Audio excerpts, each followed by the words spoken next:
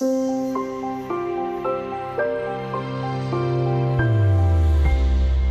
there.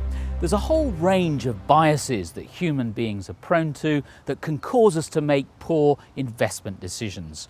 One of the most common is called availability bias. It's a sort of mental shortcut, which means we give more prominence than we should to the first thing that comes to mind, a recent event, for example.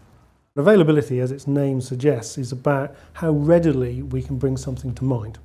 It's a kind of a memory bias, effectively. So, anything that can cause us to more readily recall something is more likely to bias us in terms of making a decision.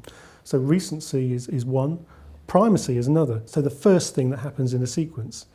Quite often if you give people a list of things to read and to memorise, well, without telling them they're memorising them, and then ask them to recall them, they'll remember the first and the last. Primacy and recency.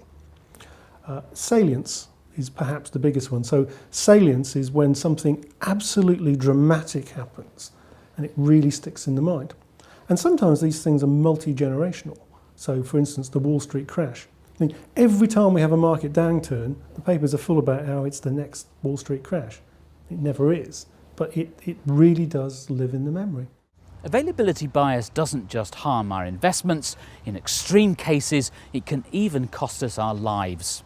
One of them, almost the saddest ones I ever heard of, was in the wake of 9/11. So, all those people died. But another 1,500 people died in the wake of 9/11 because instead of flying, they got in their cars. There's a guy called Gerd Gigerenzer who's done this research.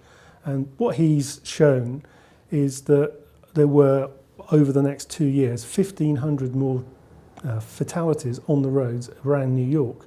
So don't underestimate the impact that these sorts of biases have, and don't assume that you yourself are immune to them. Goodbye.